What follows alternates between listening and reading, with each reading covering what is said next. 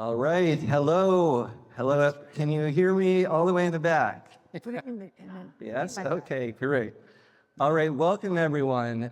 Thank you all for braving the heat to come out today, and luckily we are indoors at the garden. We did get a lot of calls about that.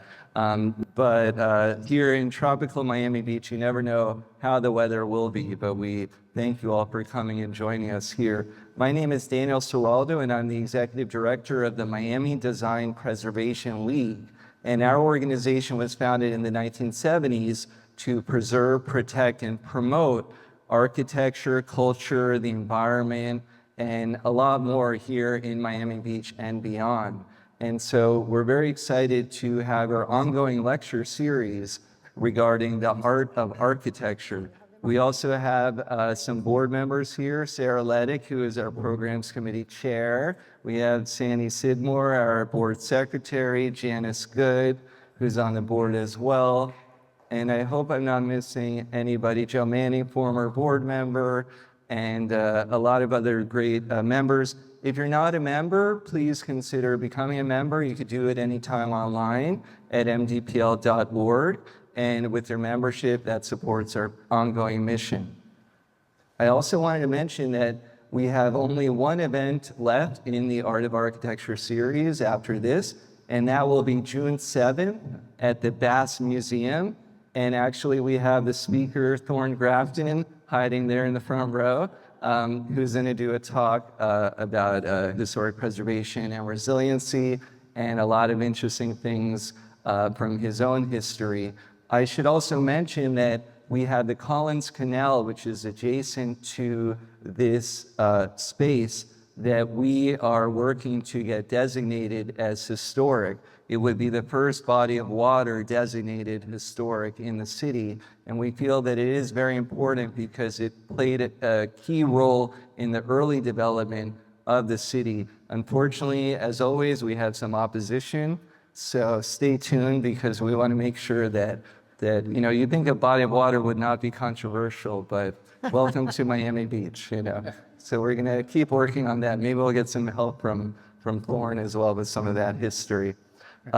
So without further ado, I want to welcome our speakers today, Savino and Miller. Adriana Savino and Barry Miller crossed paths working together in Miami early in their careers, and they have a joint passion for designing in the public realm. They've won many awards. Some of the awards include for South Pointe Park, for Aventura, Optima, Healthy Cities, as well as Homestead Park Master Plan, and many others.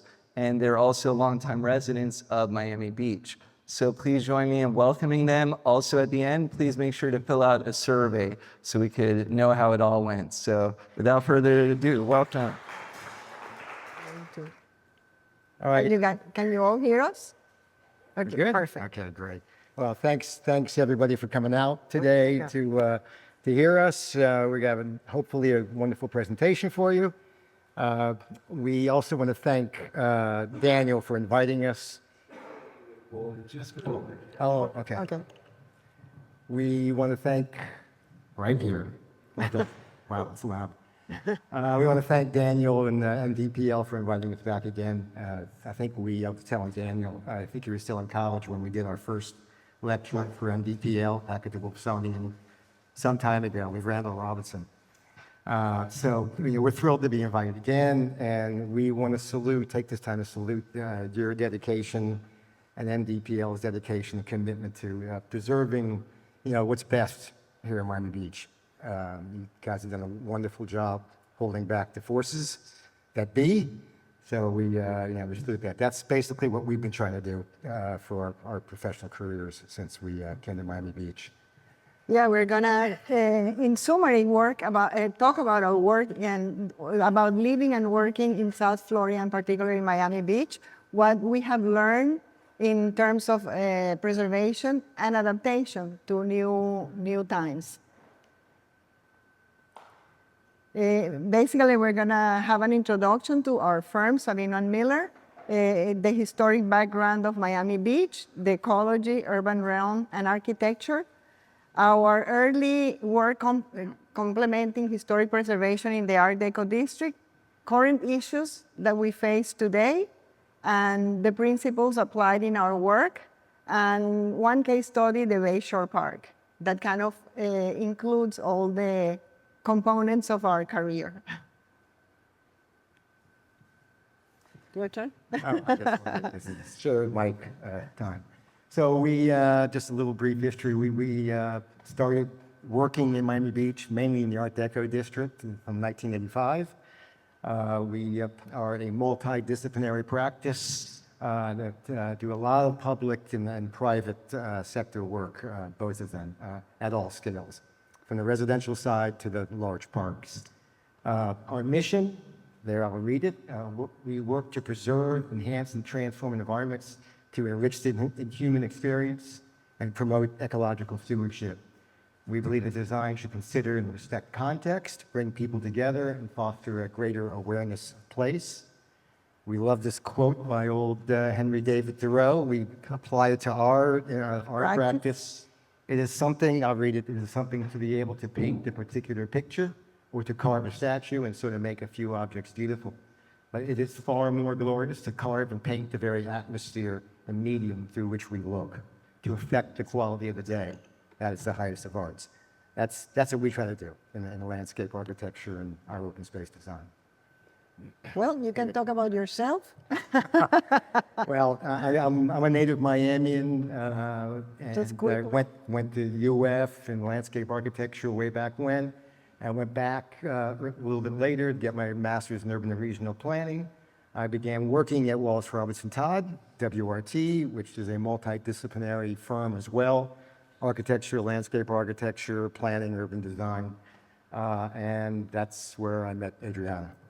And I was born and raised in Venezuela. I'm the daughter and granddaughter of an architect, and then I came to the United States after graduating in architecture to Penn, and then moved to Miami in 1983 and met Barry, and we moved together to Miami Beach, and we started our practice here.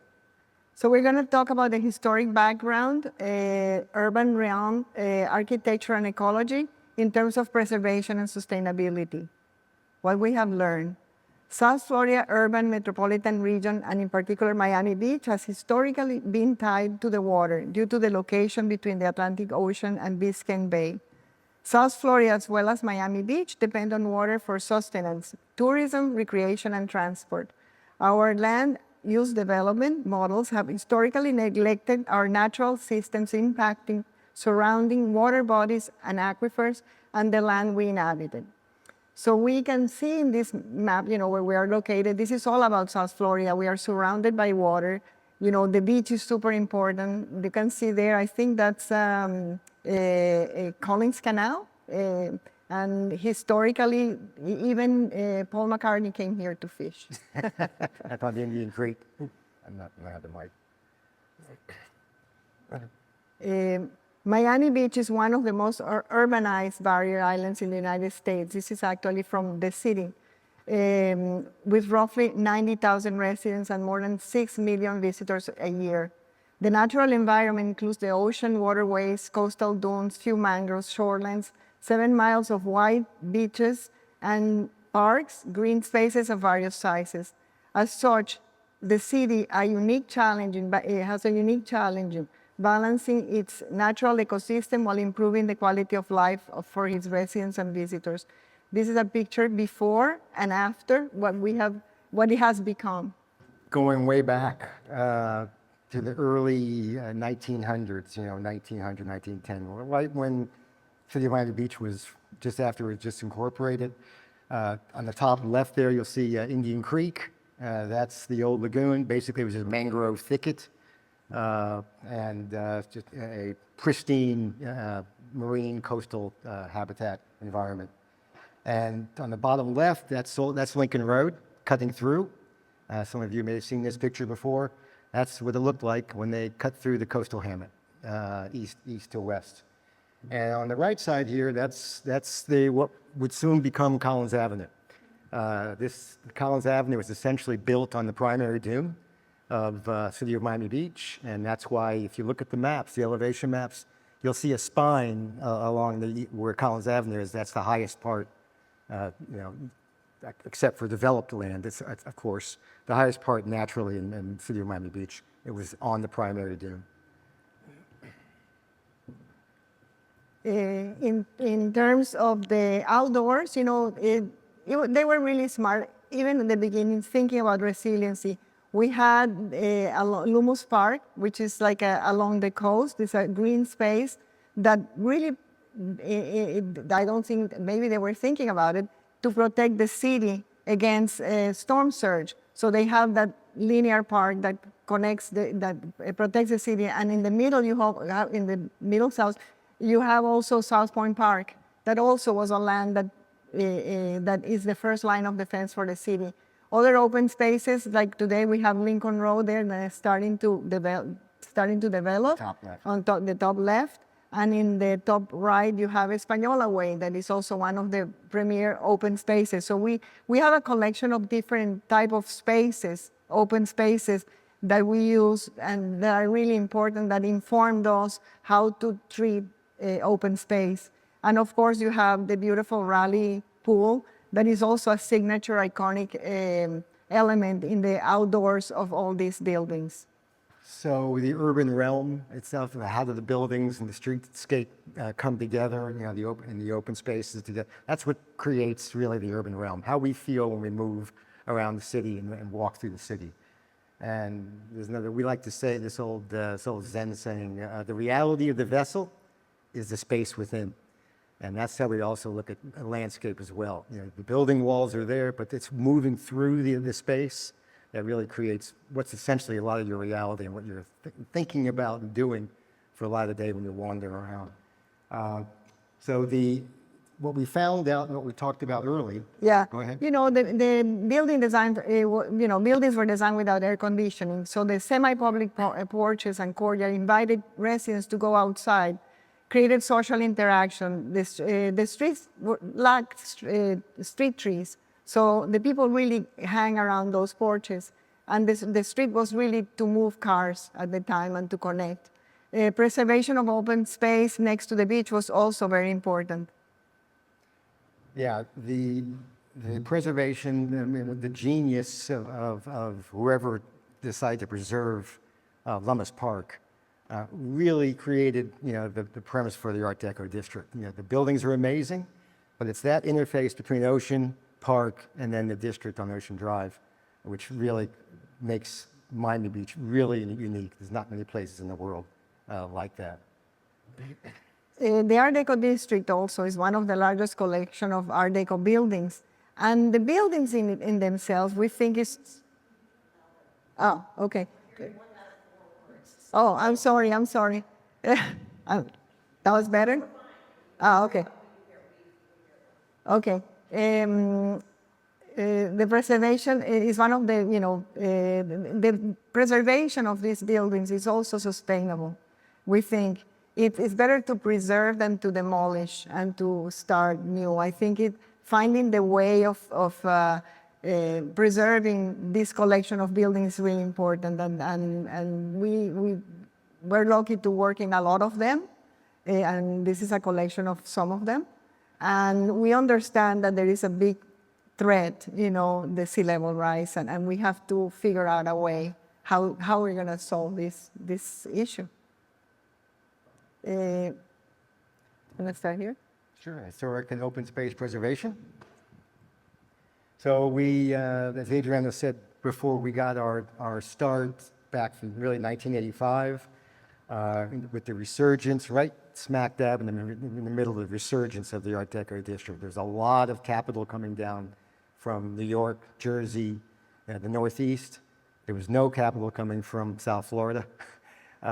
Which they saw what the jewel was in Miami Beach from up north, and Mel Schlesser, Saul Gross, who else? Linda Polanski, there were so many people, Tony Goldman.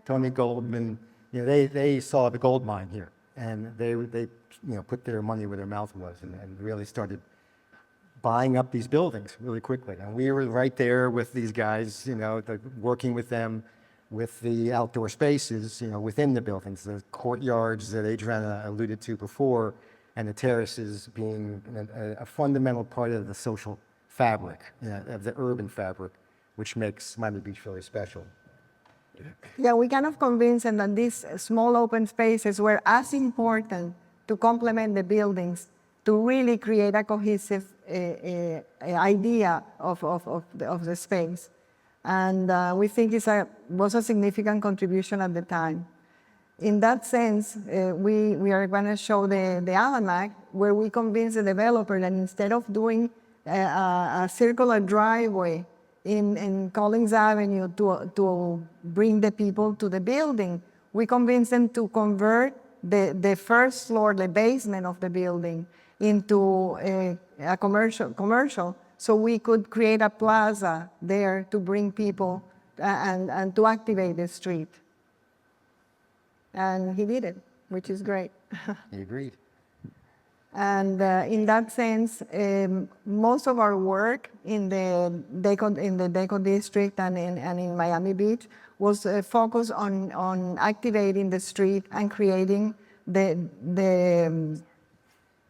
and for example, in the Lowe's Convention Hotel, we also work with the architects and to activate the first level of that building to the left, creating also an elevated porch in the same fashion as the other porches in the Deco district. I think Ziskovich had a master stroke of opening 16th Street and getting into the heart of this complex, uniting the San Moritz Hotel and the new Convention Hotel, and creating really a great space also for people. Then I think a couple of years later, the Royal Palm Hotel, with Don Peebles and Architectonica. This is a great project. It's been radically changed now. But in the early days, in the left side there, we had this terrazzo fountain, thinking about terrazzo at Miami Beach and the beautiful floors. That's a fountain there, and we just did a palm glade or alley, if you will, to accentuate the vertical lines of the building. That boy, I can't remember the architect. Dorn. Architect. No. Donald Smith. Donald Smith. Thank you. No, maybe not Donald Smith. No. Yeah. Maybe. This was a 4-story building originally, 1937, I think. And then when the Army came to put all their barracks up, they actually added 3 more stories to get to this height now. You may not know, one other little interesting tidbit is that when Don tried to restore this, the engineers came in and they said, absolutely not, we're not touching this building. There's spalling, and it was just basically falling apart because they built it back in the day with beach sand, and the salt was corroding, completely corroded. And we'll talk a little bit about that. Oh, so I want to steal your thunder? Okay. So that what you see there now is a complete recreation from scratch of reconstruction of what the original project was. And some open space pictures. Next. The SLS of Ritz Plaza Hotel did that in 2010, fairly recently. Elegant, beautiful building with our design, which is basically on when it first was designed and built for the first 5 or 6 years. There's an orange grove. We wanted that when people dropped off in the front, we wanted the tourists to go walking through the orange grove. They know they're in Florida when they see the oranges and the fragrance. So that was there at that time. Yeah, that was a great collaboration. That's also a L. Murray Dixon building. And this was a great collaboration with Architectonica and Philip Stark to create a really whimsical atmosphere, tropical atmosphere. And this is, again, creating a iconic space, landmark pool, like the ones before, like we showed in the rally. And this was a linear pool, contrasting the old building with the new architecture and the native landscape that we proposed there. And this is a silver bottomwood grove in the back, and you can see the Philip Stark dock. And this is the back again at night with sensitive to the turtle environment with the amber lighting. And this is, now we're gonna talk about courtyards, you know, smaller spaces that also inspired us and allow us to do great things. This is the Indian Creek Hotel, the freehand. And this is, we just did a very subtle touches to an existing patio, just complementing the furniture with a few planting. There was a lot was there to work with. And we like to preserve what's there and just add a few subtle touches to enhance the space. And it's all about bringing people together and comfort and make it more livable. Well, that's the landscape master plan for the space, with the pool. Everyone's kind of centered around the pool and the patio on the right side there that Adriana was just showing you. Originally, we had a courtyard above the pool with a Florida Keystone. There's some ping pong tables back there. It was a real fun little spot. They've set up a little bar back there, broken shaker, a great space. That later got converted because of occupancy issues in the fire department to a tropical garden. Now, if you go there now, I think they still have the tropical garden there, but they put a long table in there now. So I think they're kind of trying to creep back to use the space. And there's the shot of the pool at night. There's a space, and then the original thing right behind those hung lights, that was the courtyard space. And there's Thomas Pancoast, as Thorne reminded me. It's not Russell, it's Thomas. Thomas's Pancoast's house that was restored, and that's where the 27 restaurant is now. And did an excellent job. Roman Williams did the job. Yeah, our job was basically to integrate all these little spaces and make a complex and really make it something meaningful. And this is a different scale. This is a residential courtyard, also in a Murray Dixon house in Miami Beach on 47th Street. And this was interesting. The owner not only has a beautiful house, but he had bought this arch in Chicago and placed it in his yard, and he didn't know what to do with it.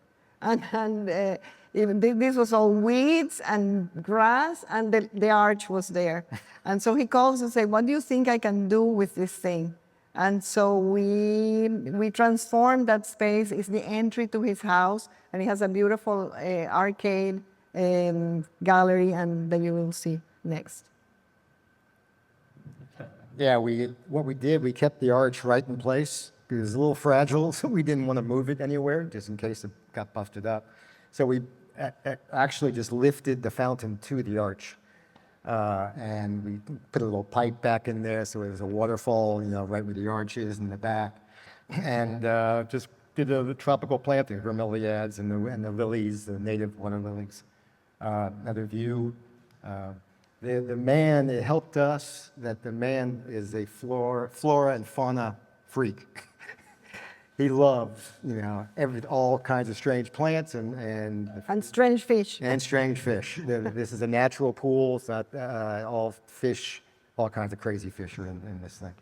So what we did, there you see the loggia coming in on the right side, the Dixon design. And we just created this little limestone keystone island you step out to as the kind of little dining terrace right off the kitchen. And then we're going to talk a little bit about urban realm now. This is a different, again, we jumped to a different scale, and we have learned in our work and in streetscapes.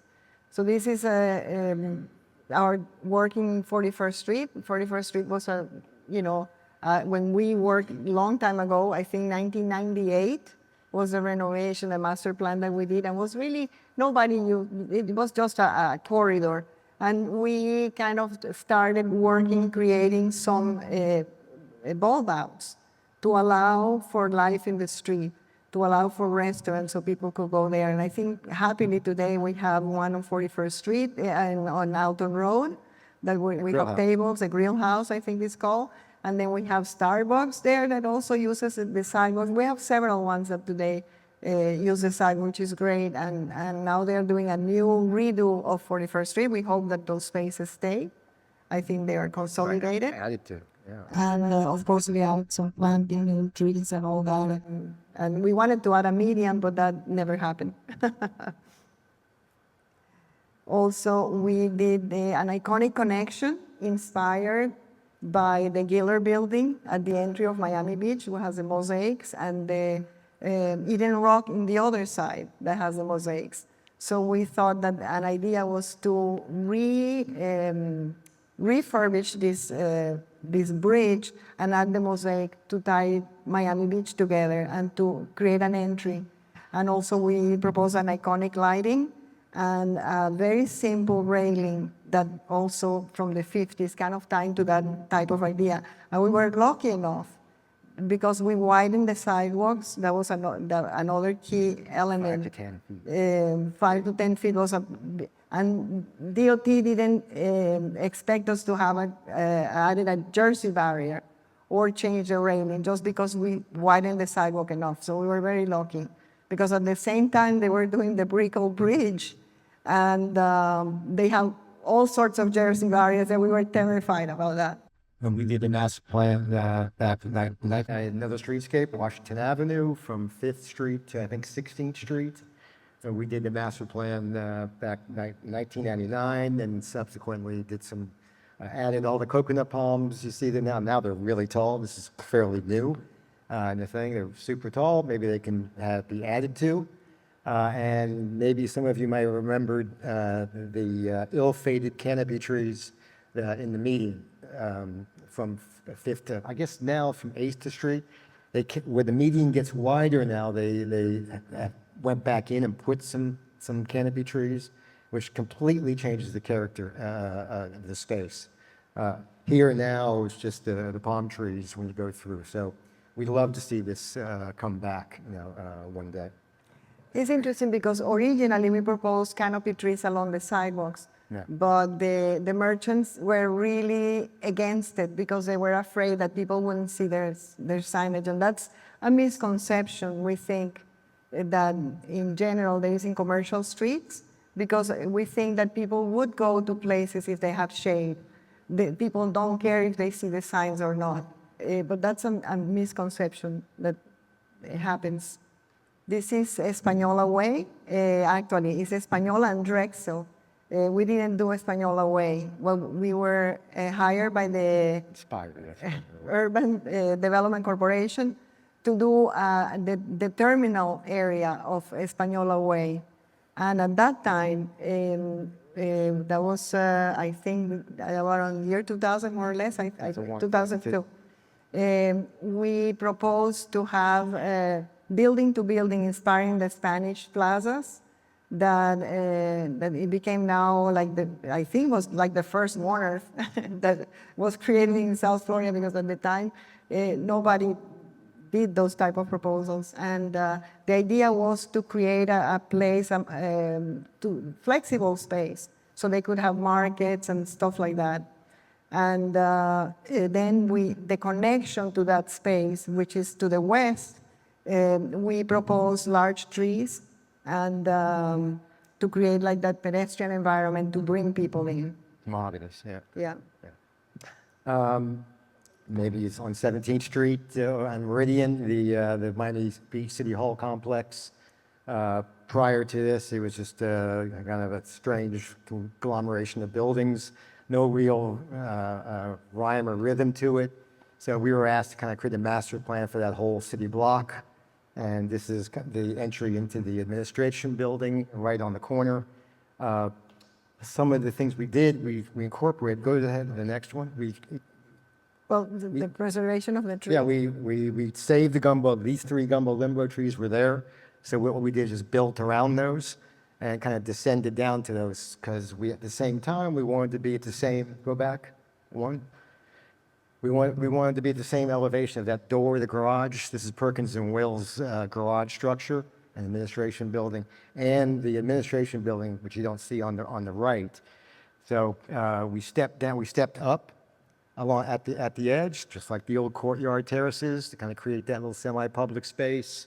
You can kind of get off the street and have a little bit of a, just a sit back and chill kind of space. The fountain, always great for, creating ambiance and drowning out the noise of the surrounding traffic. And we did the lighting, we did the custom design lighting as pylons from the side to kind of really set this is a special place to walk into. Another element that we think is important to point out, we at least when I came to Miami, something that caught my attention was the pink color of the sidewalks. I thought that was so special about Miami, and I think we incorporated that red sidewalk into this project because we think it's something that should be preserved and incorporated because it is a signature of South Florida. It's something really special, especially Miami Beach. And I hate when they change the sidewalks and do something else because I think there are creative ways to incorporate that. We added here the shell aggregate just to have something different, but that color stays. That's Keystone. And the keystone, of course. Yeah. One little interesting thing, sometimes still surprises happen when you're doing the work, and we like to stay involved in construction administration to see our thing kind of come to pass. And that big rock in there was just a huge rock down below, about 3 feet down below the grade. And no one knew about it. We just said, has all these really cool holes in it and stuff. We just said, just keep it. And just, we'll throw it in there and there's a little element. So this geobond projects on a bigger scale, the city embarked in the early 2000s on a lot of geobond projects. Probably some of you guys went to some of these meetings where they tried to build consensus for these.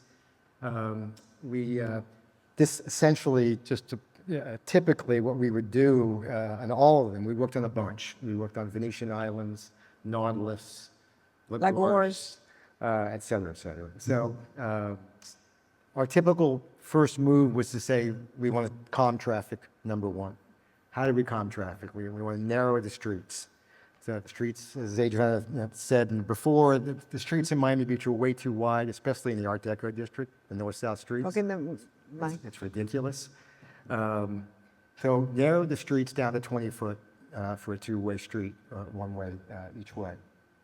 On the curbs, slow them down by making the curb radius smaller. So they have to slow down a little bit more so they can't just take a wild turn around the corners. This does a lot of things. It calms traffic. It creates more pervious space, which in turn creates more stormwater management. Less issues you have to drain, less polluted runoff going off into Biscayne Bay.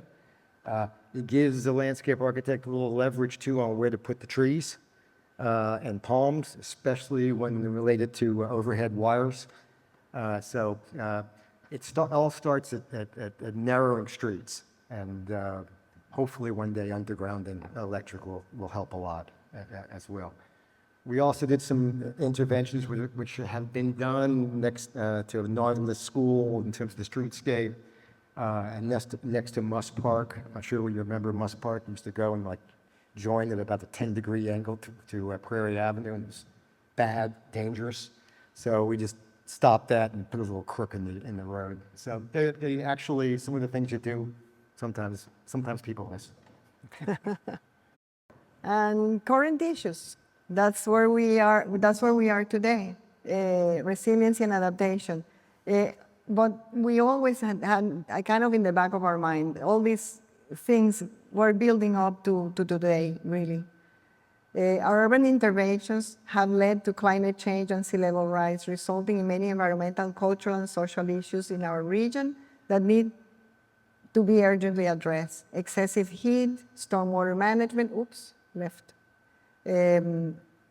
Storm surge and flooding, reduce water quality in the bay, endangering invasive species, social and economic inequity, threats to the historic district, in particular in Miami Beach. Well, threat to the whole island, really. So, and there is some endangered flora and fauna, I don't know if we're going to talk about. Yeah, that's what we, in habitat restoration, we want to try to bring these back. There's no reason why they should be endangered. We can build sensibly and still preserve spaces and habitat and create habitat to bring back, the plant and the flora and the fauna, which are being consistently endangered. Invasive species as well, the lionfish and the iguanas we all know about everywhere. What's really kind of brought the attention and the radar up is these fish kills recently in Biscayne Bay. They've become more and more often. They're becoming more and more often. Oxygen depletion.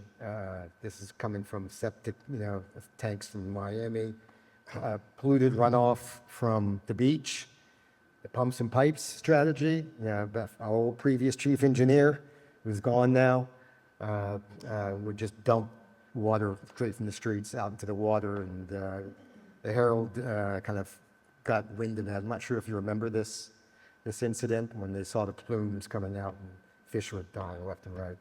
So, you want to go for this? Yeah, we have extreme heat. These are some of our streets here in Miami Beach. Very narrow sidewalks, wide paving for the cars. So nothing for the human, for us to walk, to be covered like a day like today. So we have the overhead electric, which doesn't allow for vegetation and tree, etc. Excessive paving equals excessive heat and poor pedestrian livability. And that leads to sunny day flooding. Climate change or the overheating doesn't help with the storms. This is actually our street, Fairgreen Drive and 28th Street, in just a simple rain.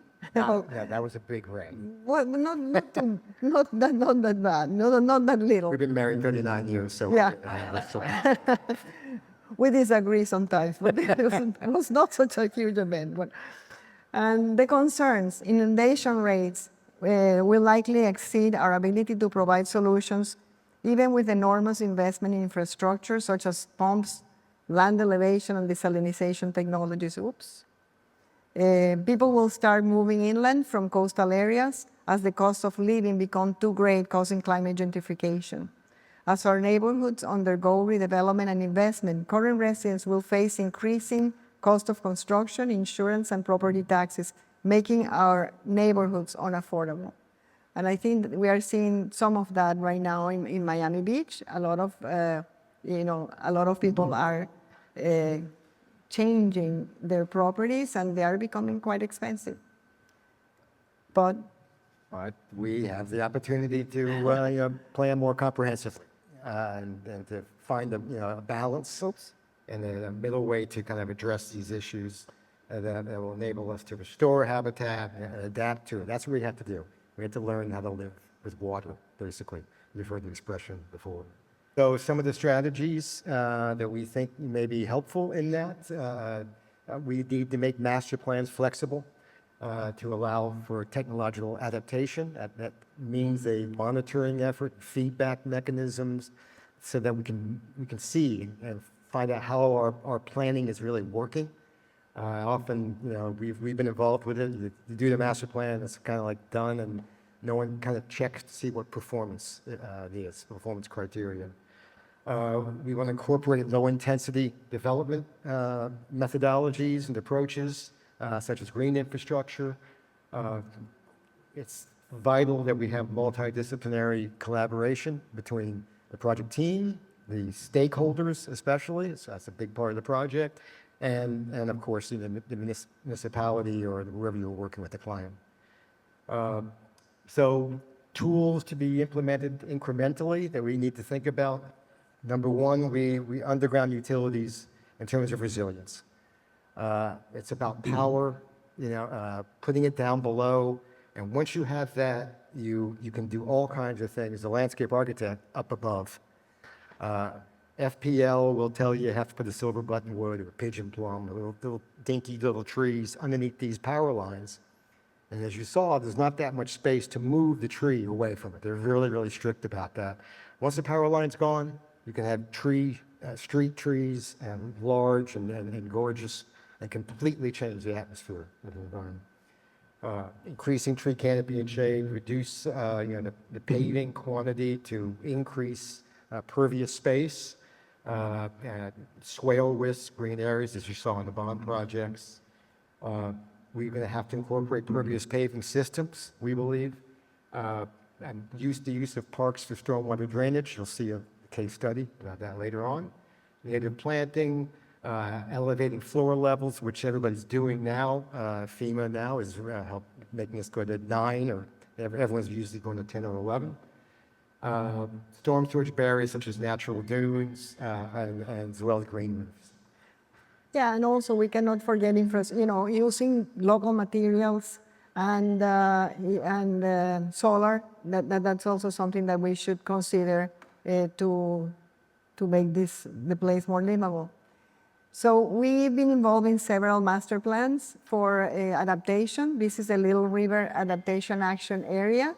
And this actually is the first adaptation action plan that has been done in Dade County. And this is an interesting project because we work with different municipalities, the 4 municipalities in this area, and to really address adaptation in terms of investment with different municipalities, how to allocate the funds in different places, and really do it in a way that is incremental and using different tools. And like Barry was talking before, in this case, they started like the first tool they actually started implementing is a conversion from septic tanks to sewer. And this plan really helped visualize what the priorities were and where they had money to start investing that money. And I think that's something that should be done. I got to tell a story about this. I mean, this is actually ongoing now as far as the AAA kind of funding got from the state of Florida and the government. You know, we were there at the groundbreaking. They did a septic to sewer conversion on 87th Street. 87. And all the dignitaries were there. The mayor, Kava, and that's all the dignitaries were there, and they're doing their dog and pony show. And the mayor gets up, and the bay is behind her, and she gets up, starting to speak eloquently about, the wonderful thing this is going to save Biscayne Bay. And right when she starts speaking, 50 yards off the seawall, a couple dolphins start jumping right behind her. And it was like everyone just stopped and started laughing, and she said that this is perfect. It's perfect segue. Anyway. You can continue here. So this is just a graphic about what we can do, like street by street. That's how you create good communities, street by street, one street at a time. Permeable pavers, to hold water. The idea is to stop water from going into the drains, and keeping water, in these underground storage areas, which is difficult to do because where the water table is so close to the top. That's why the raising of the streets and the sidewalks eventually over time is going to be really important, because we need that head between top of the paver and the water table, so we can store. The stormwater comes in, we create these rain gardens and swales to hold water there or in the gravel base below. Expanding the green space, using permeable pavers, and to improve local and regional stormwater management. We're going to show this. This is a strategy that we've been trying to promote. And so let me see if this works. This video illustrates a typical building-to-street relationship in the current Miami Beach plan to raise the streets. The city now has asphalt roads close to groundwater levels and a centralized drainage system where first flush rainfall becomes polluted runoff that finds its way into Biscayne Bay and causes significant ecological damage. The city's solution is to raise the existing streets immediately, at least 2 to 3 feet, mitigating for flood projections in the next 50 years. Since the average roadway street life is more or less 25 years, carbon-intensive asphalt would have to be replaced twice at that street's projected elevation. However, polluted runoff still drains directly into the bay, and with most existing buildings still at lower elevations, this strategy causes major drainage and harmonization problems on adjacent properties. Let's go back to the existing condition with frequent flooding and polluted runoff. Instead, we're proposing an alternate street raising strategy that is less costly, easier to build, and more resilient and sustainable. The idea is to raise streets incrementally, about 1 foot each 25 years, using locally manufactured permeable pavers that reduces our carbon footprint, increases water storage, and reduces stormwater runoff. These highly durable pavers could be potentially reclaimed when the streets are raised again in 25 years, keeping pace with rising waters and making the cycle more sustainable. A big advantage with this approach is that it makes street-to-building harmonization, one of the most difficult challenges in street raising projects, much easier. As cities grow and sea level rises, we must support innovative strategies that allow our communities to thrive alongside and above rising waters in practical yet sustainable ways. We're going around to different communities. We have actually approached the city of Miami Beach and the city of Miami. We have some clients and some other people who have testimony that it does work. These things. I'm not sure if any of you know Country Day, Miami Country Day School. They had a horrific problem on 107th Street, and they paved the whole road, and it basically solved the problem. And this is 11, 12 years later, and they said it's worked absolutely wonderfully. So that strategy really, incrementally, is really for flood-prone streets where there's constant problems of that, and we think that's the way of the future. Yeah, and also for parking lots. I think instead of building asphalt parking lots, if we propose at least in the parking lots pervious paving to store water, that will be much better. Also, we've been involved in the Miami Beach private property adaptation project, which is an interesting project because the city gives a grant to property owners to mitigate the effect of flooding. And I think the city, you put money and the city gives you 50% of the grant money.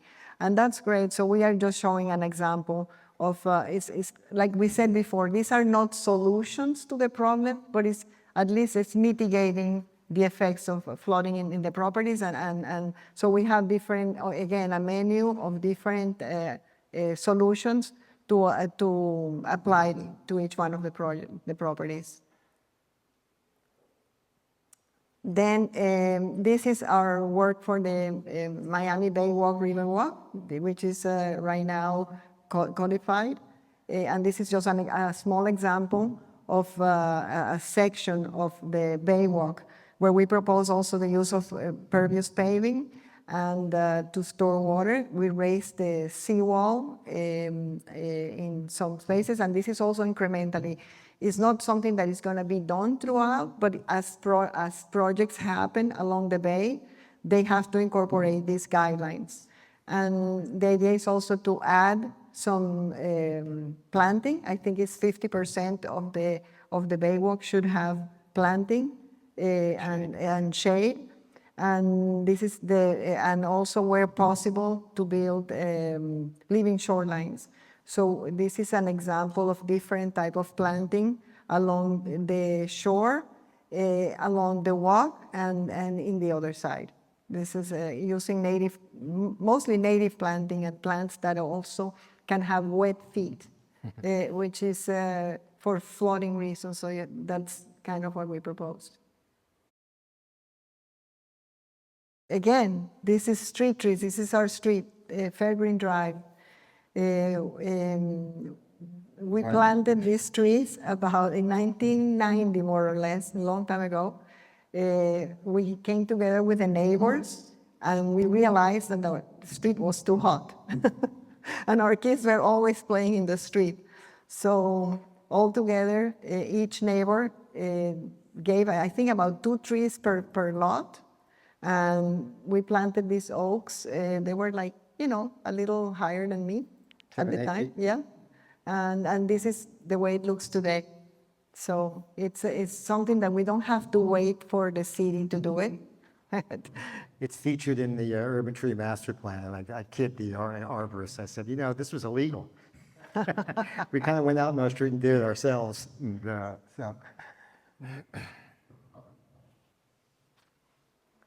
And again, this is our working parks. Parks is another tool for resiliency, really important.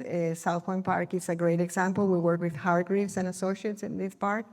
And it's a really great gesture with the berm, also for protection of the city and to create different environments. The restoration of the dune is to the east, and then the different environments that we created in the park with different the coastal hammock to the north, and the real coastal environment to the south. Seals, obviously. The seals and all that. This is the, Barry, you want to talk about it? Yeah, it was an interesting move that Hargreaves, we were working with him. We told him, you remember back then when it was all homeless and drugs and whatnot, and there was a couple cabanas back there. It was really nasty little space. And we came and we told George, the one thing that's missing is we have to get up so everybody can see the ocean and the cut. You couldn't see anything from there. So it was basically a hideout. Also, there was no, we talked about social connection. We had worked on the Portofino condos. There was a South Point charrette. A South Point charrette with DPZ.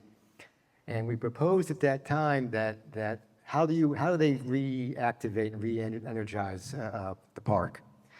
And at that time, the only connection was Washington Avenue and the beach, and barely anything around by the bay. So we said, what the best thing you could do is take Ocean Drive, just cut right through. So you tie the park just to the east of Smith & Walensky's to Ocean Drive and whatever they're called, South Point Drive, whatever it's called now. You tie it into the urban fabric, and that move kind of basically brought people in, and there was no more hiding places. People, when we lifted up and people could see the ocean, it was a revelation, and they came by scores, and it's one of the most successful parks around now. And talking about resiliency, that project took a long time, also for ourselves. We started in the charrette, and then years later we were hired by the Continuum developer to work on that project. And at that time we proposed that easement that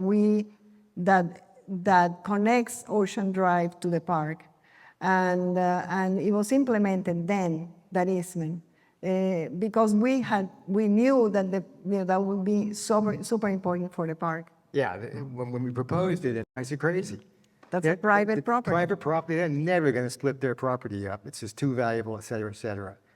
But the beach, to give them credit, I think Tom Mooney, when he first started, I don't remember who was there, said, when the Continuum project came up a couple years later, they said, if you want this project built at the height you wanted it, et cetera, you had to make that cut through it. So they made the quid pro quo. You either get the height, et cetera, and density, only if you put this walkway through. So if you go there now, you'll see the double alley with green buttonwoods. It's pretty nice. And one little thing, also this little sea oats area, this was meant strictly for habitat for migrating birds. Keep going. When you see the light out there, that little ladder, if you look closely in that light, there's a ladder inside there. You can see it kind of highlighted inside there. That was really coolly designed. We had to work with Department of Environmental Protection with sea turtles. And sea turtles, you couldn't just have light out there. So what the light does, next time you go out, it reflects. There's one light going up which reflects the colored light towards the beach. And the backlight you can see in the, well, you can't really see it in that picture. The backlight comes from the top and is reflected towards the west. So that's for the pedestrian walkway. So it's a really ingenious little way to kind of incorporate a limitation on sea turtles into like a little artistic Expression. And the cut and walk, we worked with one of the great contractors, Connor and Concrete, creating this cut walk, this raised platform of shell, really beautiful shell, still really beautiful today, and lined it with the shell stone on each edge. And this is essentially just also a resilient kind of raised edge. Yeah, including the riprap in the east side of the park, the south side of the park. And really, it's all about people, bringing people to the places, you know. Our work is beautiful because, like Frederic Homestead said, you know, when you go to parks or to public spaces, there is no race, there is no religion, there is no difference. Everybody can go there. You can be rich, you can be poor, you can be whatever, but everybody comes to a place, and at that place, everybody becomes the same. And that's the beauty of our work, I think. And we have a responsibility. Again, that's what we propose sometimes. We think that green roof is another tool that could be very important in solving stormwater storage. And this is our work in the Aventura Optima in Aventura. It's an office building, and the top floor, it's a gym, and at the same time, it's a green roof. Running track. And it has a running track around the green roof. LEED platinum. Well, you can tell all that. Okay. Just Well, it's go LEED ahead. platinum. That's not easy to achieve. And then you kind of building. I think it was the second LEED platinum building in Florida, and has a cistern. So all the water that's collected on this green roof goes down to a cistern and is recycled back up for irrigation. He has all the brown waters the reclamation, the brown and gray waters, et cetera. And yes, he really put his money where his mouth was. And we thought this is the first of many platinum buildings we're going to do, and everybody's going to do green roofs now. And we won, a big award for this up in New York City for that. Oh, we're going to do it. That's the last one we've really done. I think there is a few more. Other than amenity decks, pool decks, which you see all the time, but well, there's the 709. Yeah. Okay. Well, and the other thing that is nice about green roofs is that you take what is down in the ground and you put it above. So you don't have a huge loss of green space and habitat for if you do it right. And I think that's really important. And this is all native planting. Also wind resistant is great, still there. It's amazing. And this is our response here in Miami Beach. This is one Alton Road that we did in the United, what is it? Baptist Health, yeah. And also we proposed street trees this is Alton Road. And 9th, I think. Yeah, you can see it in 7th, and you can see the green roof up on top. We wanted to do the whole roof. Well, we wanted to do the whole roof, but there was programming, and they were going to have big parties up there and whatnot. And, I don't know what they do, but that's as far as we got. So this design is go ahead to the next one, like a coastal meadow thing, pretty simple, but holds water, which is the important thing. Take it. We've been working in the Bayshore Park for a few years, since 2016, but really through our lives to preserve the green space. And we think it's a great model for adaptation. It's a really great project. This is, I think, Carl Fisher, when he inaugurated the golf course in Miami Beach. I think this is the second golf course in Dade County. And it was a big deal, so he brought an elephant, and he did this crazy thing with the elephant. Marketing. Yeah, marketing thing with the elephant and, hitting the green. And this is a project that we have a passion for. It's in our neighborhood. and and our neighborhood has a lot of issues. So we have walked the area, understanding, and we think it's also something that is going to be beneficial for the future of the city. It's going to be beneficial for everybody. And this is our neighborhood. This is where the site is located. Used to be the Par 3 golf course. And this is what's happening around it. You know, this is the flooding and the projections of flooding around it. This is one flood. What happened there? There was kind of, it became a lake in itself. And that kind of made us think, what are we gonna do here? How can we solve this issue? And we were lucky enough to get the job. And this is the way we propose solving these issues. This doesn't have a sound, but basically, we link the proposed street racing project to the park design. This is the way the water used to work, you know, works. You know, you have the runoff goes down and pollutes the bay and the Collins Canal. Our proposal is to collect the water for 80 acres of the neighborhood and filter to the park when it rains and we have big events. And then slowly filter the water and sending it to the aquifer and the bay. So this is we created a levee around the perimeter of the park that holds the water, and as it dries, then, you know, everything becomes right again. So this is in summary our proposal for the park. Yeah, the idea is to use large open spaces and parks as a really profound kind of tool that you can use to store water and preserve, you know, the ecosystems of the shoreline. Biscayne Bay primarily, that's what the idea is. So we're collecting, as Adriana said, about 85 acres of water around it with the streetscape. The interesting thing about this, working on the streetscape projects, you know, the raising projects, we know what the city has in mind. So we came to them and said, the concept would be, you're raising the streets, we're doing this park, why don't we work together and raise the streets and plumb the streets so that they send the stormwater into the park rather than out to the bay or out to their pumps and pipes.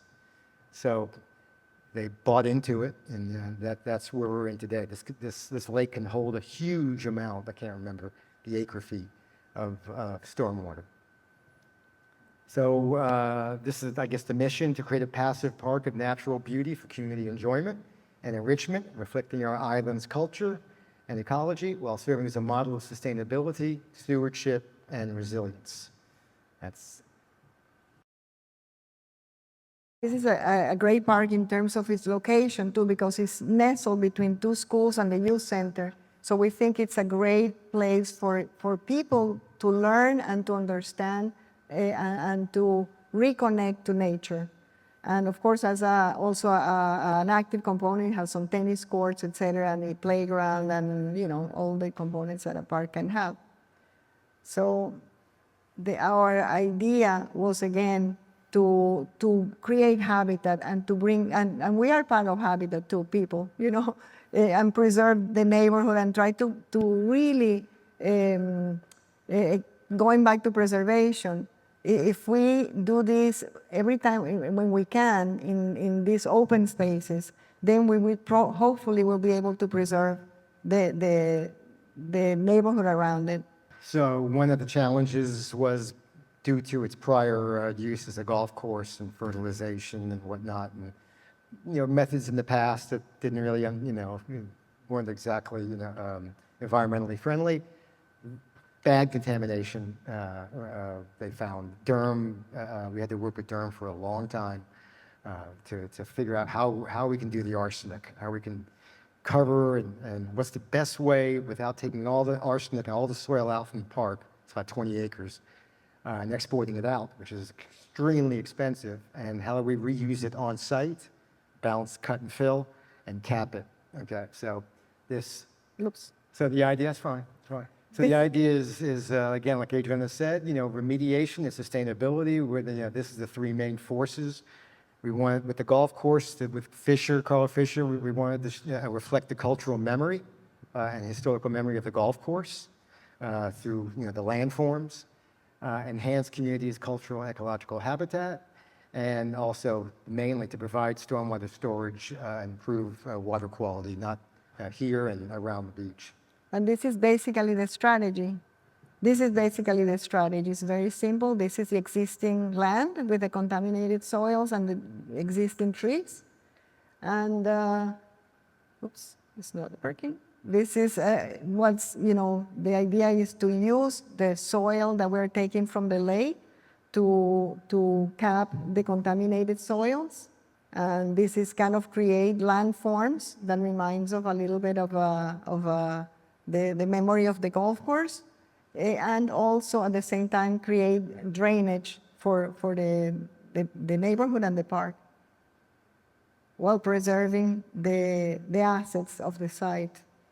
And this is the process is complete the landforms and then cap the remaining, because bringing soil from outside is really expensive.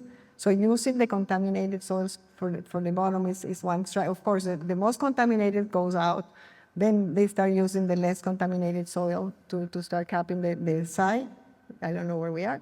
And then at the end, we bring the uses.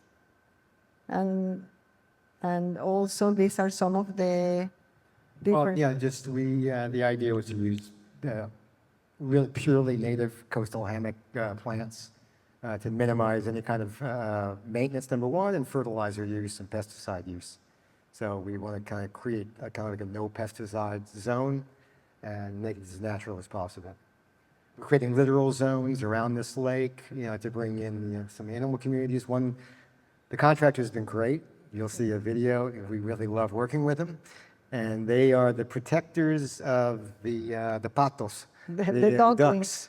There's a family of ducks which have already, right next to the crane. They are swimming around the crane, digging out the lake. It's amazing. And now they've kind of adopted this duck family. Actually, they had 8 ducklings in the site in the middle of the construction, and the contractor they're feeding them all the time. This is funny, and there is a turtle too for some reason. Turtle. So we are excited about that. And one of the other strategies is we're not going to use Bermuda grass. We're going to use just a typical, probably St. Augustine, simple to maintain grass, but we're going to let the wildflowers and all the things that immigrate into these things to be. And so there's going to be no lawn, no mowing areas, so we can have these little pollinator attractors, in the ground. It's called beneficial lawns. So you just don't mow them as often. You allow the flowers to grow, and that's that. illustration. Renderings that we did to show this is, there's 4. One of the other concepts was, if you remember the plan, there's kind of 4 arms of the lake reaching out to 4 corners of the neighborhood. This is one of the corners.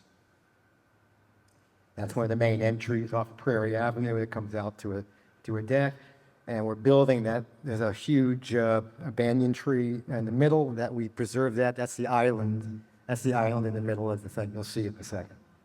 Butterfly garden. Underneath we call it Big Mo, the big, huge banyan tree. This is one of the biggest trees in the Southeast Florida. I think it's second. It's like 300 feet across. It's just a marvel to be under. It's a cathedral, if you will. And we have an artist from Miami Beach. There is an artist in Miami Beach, Michelle O'Connor, who really has become the guardian of the tree. She really loves the tree, and she wrote a book about it, et cetera, et cetera. So it's a really interesting thing. She's been involved with this too. She's really excited about that. This is, more illustrations of the park. It's going to have a little amphitheater area there as well for people to sit and see the sunset. Miami Beach doesn't have a lot of places where you can enjoy the sunset. And we thought that this park offered that opportunity. So we created some land elevation, and you'll see for a special place. This is a playground. It's also very nature-based, integrated into the landscape. This is the architecture by Bill Lane, who did the tennis building, and it has a solar panels above, and very sustainable. This is one of the entry plazas, also very natural, very green. This is one of the entry. It's like a interactive fountain with very little water. So that takes you into the park. And this is what we call Sunset Hill. And this is actually a picture taken on the site when we were doing the site analysis. And it was such an amazing sunset that we put the picture in the rendering, because that's what we envision, having the lake reflecting the beautiful sky just in the site. And this is breaking ground a few months ago. And this is what's happening today. Yesterday. Yesterday, actually. This is what's going on. Pardon me? Like, Oh, 2025. 5 years from now. No, no. Hopefully. 8 months, 9 months. Yeah, they say they are 2 weeks ahead of schedule, whatever that means, but it's a lot. They are working really hard. There's the high school to the south. There's the butterfly garden. That's the netting for the remediation. For that we worked with Durham to actually improve. There's the tennis facility. There'll be 3 courts on this side of the tennis facility, and I think either tennis courts or pickleball courts that might be converted In the other side. to where there's other mound zone right there. So this is just getting completed. The solar panels will go up on top there. These are all the trees that we preserved. Yeah. There is a lot of preserved trees, and they are really they're protecting them. Whoops. Oh my God. Yeah. I think that's it. That's it. Yeah. And yeah. So just final takeaways. We believe open space design is a very powerful tool to create solutions for global warming and sea level rise. And we're lucky enough to be in a profession that allows us to be agents of positive change and within our communities through a commitment to education, research, and innovation, design solutions. And like my old hero, the landscape architect, Lawrence Halpern said, you're only as good as your client. So that's the key. The clients, bring the clients on board. They have to support you. So. Well, our goal is also to educate our clients, our community, and stakeholders. We are lucky to have this. It's a really optimistic profession. Thank you very much. Thank you. So thank you again. If anyone has other questions too, you could ask offline. And please fill out the survey if you can, and have a stack in the back. Hopefully we'll see you all June 7th at the Bass or Thorn Grafton. And thanks again for coming. Thank you. All right, thank you. Thank you.